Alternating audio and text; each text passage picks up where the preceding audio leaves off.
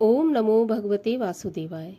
दोस्तों, आज के इस वीडियो में हम सुनेंगे कार्तिक महात्म्य के तीसरे अध्याय की कथा। कल हमने दूसरा अध्याय श्रवण किया था और आज सुनेंगे तीसरे अध्याय की कथा। आगे की कथा सुनने के लिए चैनल को सब्सक्राइब अवश्य कर लीजिए। साथ ही साथ आपको हमारे चैनल पर व्रत कथाएं, पूजा विधि और इसके अलावा आपके जीवन में यदि कोई परेशानी है, चाहे वो कर्ज की परेशानी हो, संतान की प्राप्ति की परेशानी हो, नौकरी या व्यवसाय में हानि हो रही है, इन सब के बारे में भी उपाय और रेमेडीज आपको हमारे चैनल पर मिलेंगी। पहले से ही वीडियो अपलोड किए हुए हैं, आप जाकर चैनल को देख सकते हैं। वीडियो अच्छे लगें तो चैनल को सब्सक्राइब अवश्य कीजिए और साथ ही साथ वीडियोस को लाइक कर दीजिए। अपने दोस्तों रिश्तेदारों में भी वीडियो शेयर कीजिए जिससे उन्हें भी लाभ मिल सके।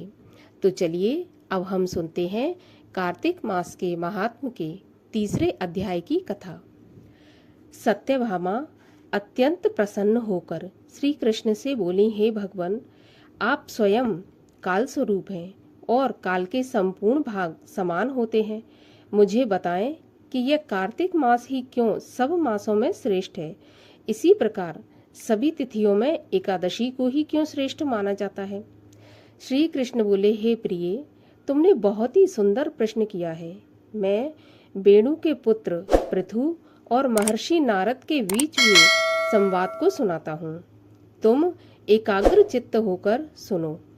पृथु जी ने नारद जी से पूछा, तब उन्होंने कार्तिक मास की श्रेष्ठता कही। नारद जी बोले, पहले समय में सागर का पुत्र शंख नामक राक्षस बहुत बलशाली था, जो त्रिलोकी को मथने में समर्थ हुआ। उसने स्वर्गलोक में देवताओं पर विजय प्राप्त करके इंद्र आदि लोकपालों के सभी अधिकार छीन लिए और उन्हें स्वर्ग से भगा दिया। सभी देवगण उस राक्षस के भय के कारण अपने स्त्री पुत्र आदि को लेकर बहुत वर्ष तक सुमेरु पर्वत की गुफाओं में छिपकर रहने लगे। जब देवता सुमेरु पर्वत की गुफाओं में छिपकर रह रहे थे, तब उस राक्षस ने सोचा कि यद्यपि मैंने देवताओं को पराजित तो कर दिया, किंतु फिर भी वे बलवान मालूम होते हैं। इनके पास कोई दिव्य शक्ति है जिसके कारण अधिकार छिन जाने पर भी वे शक्तिशाली बने हुए हैं। ऐसा जान पड़ता है कि वे सब वेद मंत्रों से युक्त हैं। यदि मैं उनके वेद मंत्रों को चुरा लूं तो वे भी सभी निर्बल हो जाएंगे। ऐसा मन में विचार कर वह भगवान विष्णु को नींद में जानकर वैकुंठ में गया। जब वह वेदों को चुराने के लिए आ रहा था, तभी भगवान विष्णु सभी वेद मंत्रों सहित जल में छिप गए। शंखासुर भी उनका पीछा करते हुए समुद्र में विचरने लगा, परंतु वह राक्षस सभी वेद मंत्र कहीं से भी प्राप्त नहीं कर सका। पीछे से ब्रह्मा जी सभी देवताओं के साथ पूजा की सामग्री इकट्ठी कर वैकुंठ में भगवान विष्णु जी की शरण में गए। भगवान विष्णु जी शयन मुद्रा में थे। उन्हें जगाने के लिए सब देवता गाते बजाते हुए स्तुति करने लगे। देवताओं की भक्ति से विष्णु जी ने प्रसन्न होकर दर्शन दिए। देवताओं ने षोडश उपचार विधि से विष्णु जी की पूजा कर दंडवत प्रणाम किया। भगवान विष्णु बोले, हे देवगणों, मैं आपके द्वारा किए गए भजन से कीर्तन से बहुत प्रसन्न हूँ। मैं आपकी मनोकामना अवश्य पूरी करूँगा।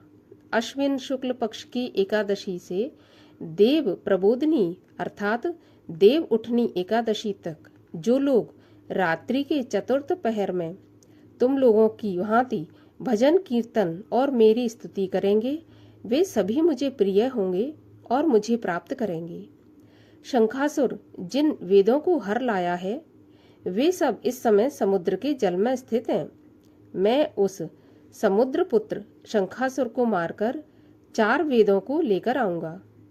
अब से मैं भी प्रत्येक वर्ष कार्तिक मास में 4 वेद व बीज मंत्रों के साथ जल में रहा करूंगा।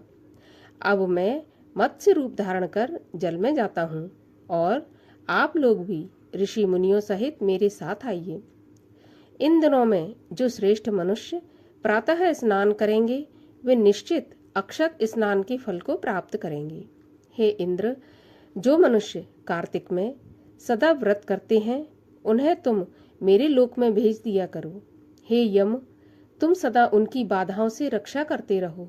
हे वरुण, तुम उन प्राणियों को पुत्र पौत्र आदि देते रहो। हे कुबेर, तुम उनके धन वैभव में वृद्धि करते रहो, जिससे वे जीवन मरण के बंधन से मुक्त हो जाएं।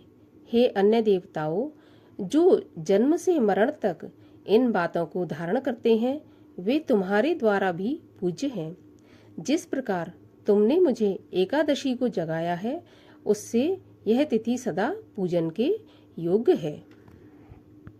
इस प्रकार तीसरे अध्याय की कथा समाप्त होती है।